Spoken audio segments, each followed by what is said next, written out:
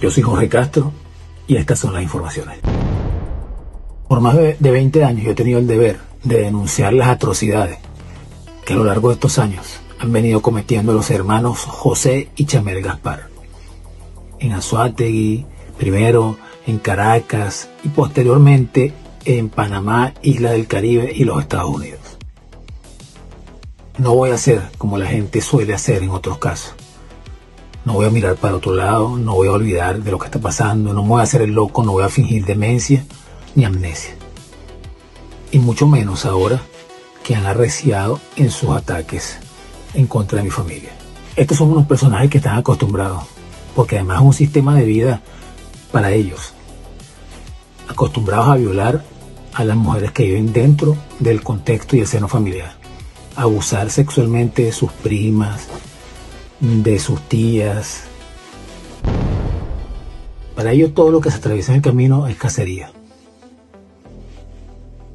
El estado de Anzoátegui, antes de que llegara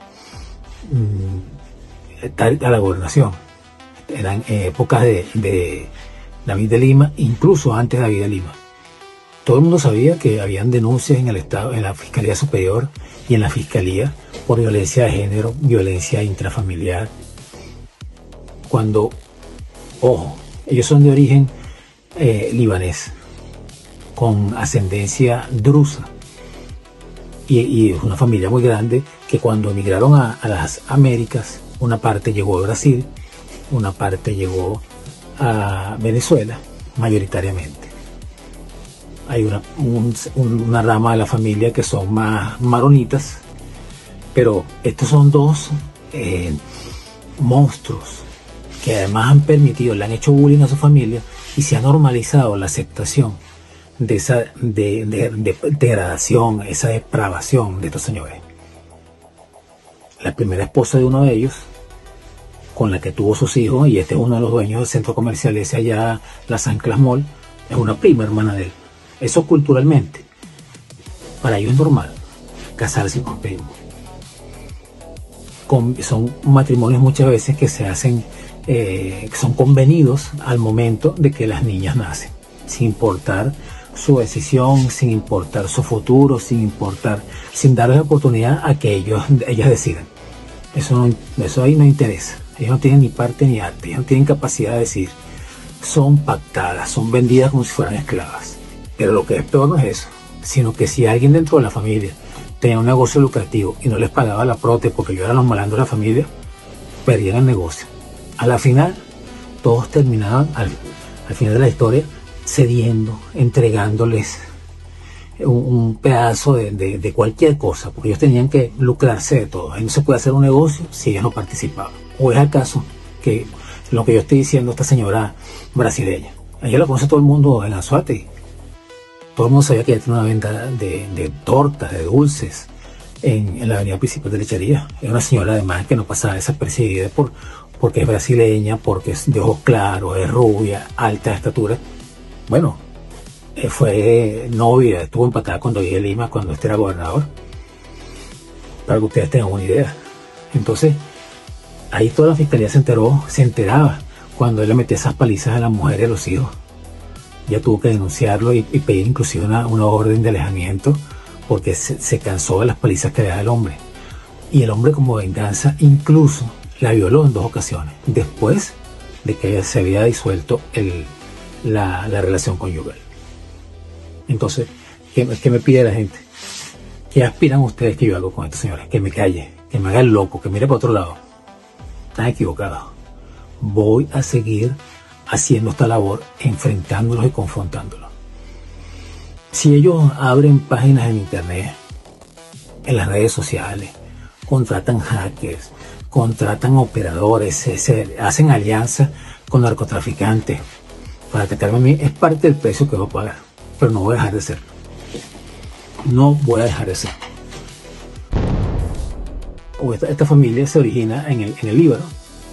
En el caso específico de los Gaspar, el padre de ellos se convierte en el zar de la madera en el estado Bolívar.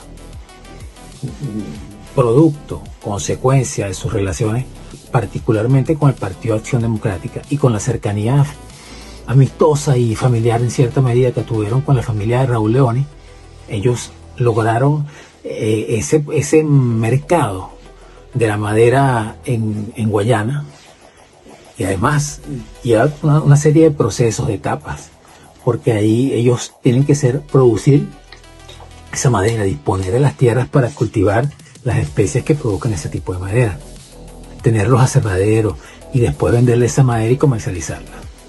Así hicieron una gran fortuna, con un ventajismo bárbaro gracias a las relaciones con Acción Democrática en un principio. Su papá fue un tipo legendario, el papá de estos señores, por las relaciones, los vínculos políticos, el poder, y por lo mucho que se expandieron y creció esa fortuna. Después ellos un buen día, como ya conocían el mercado, a propósito de que vendían madera y sabían que era un mercado que ofrecía oportunidades, vender materiales. Venezuela estaba creciendo, se estaban acometiendo muchos desarrollos urbanísticos, privados y del gobierno. Se construían carreteras, autopistas, centros comerciales, edificios de oficinas, edificios residenciales. Se les ocurrió mejor idea que usar una marca y además presentarse como si realmente era de ellos o pagaban esa licencia. Home Depot, una marca de los Estados Unidos, y ellos montaron una cadena de tiendas cuando no habían llegado este concepto a Venezuela de esas grandes tiendas con artículos para el hogar que te vendían una grande ferretería, pues, con todo tipo de sortidos electrodomésticos, jardinería, como hoy en día hay tiendas de ese tipo parecidas en Venezuela. Por años, pero durante más de una década, todo el mundo supo que ellos usaban esa marca Home Depot y vendieron sin pagar por el derecho que debían pagarle a esa marca para usarlo. Finalmente, la marca logró imponer la ley a su favor, que además les correspondía por el uso de la marca. Y bueno, ellos perdieron y tuvieron que dejar de usar esa marca en Venezuela. Pero eso es lo normal para ellos. Ellos siempre están al margen de la ley, siempre con el negocio que no se hace, siempre con el negocio que ofrece mayor margen de ganancia, pero que en el fondo es un negocio ilícito. De una cosa fueron pasando a la otra. Ellos, ya en ese caldo de cultivo, dentro de la familia, que te acostumbras, como les estoy diciendo, a violar a tus propias primas, a caer a golpe a tus tías. ¿Qué puedes esperar tú? Caer a golpe a tu mamá, a violar a tu mujer, o a la mujer que lo dejó en este caso. Y que además, ¿qué puedes esperar tú de los hijos? Que ese es el ejemplo que han visto toda la vida. ¿Qué se podía esperar de ellos? Después se fueron perfeccionando. Ellos empezaron a participar, por ejemplo, en estafa, grandes fraudes financieros en contra de entidades bancarias. Hay varios bancos que cayeron a sus redes. Cuando usted tiene un hijo en su casa al que no le pone límite, no le establece parámetros, no le llama la atención, no tiene certeza del castigo ni de las consecuencias que van a generar sus actos, y usted nunca lo corrige, no se esfuerza en que sea un ciudadano de bien, de trabajo y le brinda un buen ejemplo, tiene un delincuente como estos dos, por ejemplo, como otros tantos que pudiese enumerar aquí, porque no tuvieron un buen ejemplo en su casa o porque no hubo la disciplina necesaria para criarlos de la manera correcta. Entonces, ese es el caso de estos dos. Estos fueron unos niños bien acostumbrados a que su papá era un ladronzuelo, acostumbrados a que la familia, con los contactos políticos, ese fue el ejemplo que tuvimos en Venezuela. Con los contactos políticos se solucionaba todo, le bancaban un teléfono. Bueno, ¿y qué manera de vivir? No aprendieron nunca a trabajar. Son unos manganzones. Todos estos políticos, todos estos niños ricos que están en la política ahora, son unos vagos. Los bolichicos todos eran unos tipos, son unos vagos que se acostumbraron a tener dinero fácil, y como no lo consiguieron en Venezuela, seguirlo buscando afuera, de la misma forma, no con el sudor de su frente, sino robando lo que no es de ellos, lo que nunca trabajaron, robando a otros, robando a la nación o a cualquier otra víctima. Y ese es el caso de estos bandidos. Llega Tarek William Saab a la gobernación con su hermano Douglas. Bueno, y quienes se convierten en los mejores dos amigos de Douglas y de Tarek, los hermanos Gaspar Morel. Tenían un conjunto de rock, porque Douglas es rockero. Y entonces, quienes formaban parte de la banda de Douglas el rockero, los hermanos Gaspar Morel. Por supuesto, eso también les dio acceso al entorno íntimo familiar y pudieron conseguir, a través de la Dirección de Desarrollo Social, cuyo director era Douglas Saab, un buen negocito, un buen contrato, unas bolsas de alimentos que repartía la gobernación, que además son billetes, muchísimo dinero, era mucho dinero y sigue siendo. Después empezaron a superarse y se convirtieron en lo que son hoy en día, especialistas en legitimar capitales y en crear estructuras, en crear negocios para ocultar dichos capitales. Su primer cliente de toda la vida ha sido Antonio Ledesma y su esposa Mixi Capriles. Al menos 6 apartamentos tienen registrados, al menos conocidos, a nombre de ellos, que sabemos que originalmente, y además aquí lo hemos podido demostrar con los documentos, porque los han registrado a través de compañías o a unos esquemas que no han sido muy secretos, y entonces hemos podido descubrir que detrás de esas empresas aparecen en las acciones los nombres de Mixi, de sus hijas o de los hijos de este sinvergüenza, Gaspar Morel, de los dos. Empezaron a trasladar este tipo de negocio de estos esquemas para lavar capitales a las islas del Caribe y al sur de la Florida. Actualmente están solicitados por distintos fraudes por 2 cortes en los Estados Unidos, 2 cortes federales. Hay una orden de capturarlos y de conducirlos, porque además fueron condenados, no pagaron la condena, y además de que no pagaron la condena, no asistieron el día que la corte los requería, los había citado previamente para imponerlos de dicha medida, dicha condena. ¿Qué puedes esperar tú de un tipo que además disfrutó del control absoluto cuando era gobernador, de la policía, de las relaciones por ejemplo, en la fiscalía para que no fueran imputados? Y lo que es peor, lo que había antes de eso, gracias a sinvergüenzura, con esa que se llama Luis Ortega Díaz, que también se prestó para ese tipo de sinvergüenzura. Borraron, desaparecieron todos los documentos, los expedientes que tenían en su pasado. Todas esas cosas desaparecieron de la fiscalía gracias a la cantidad de dinero que le dieron a Luis Ortega.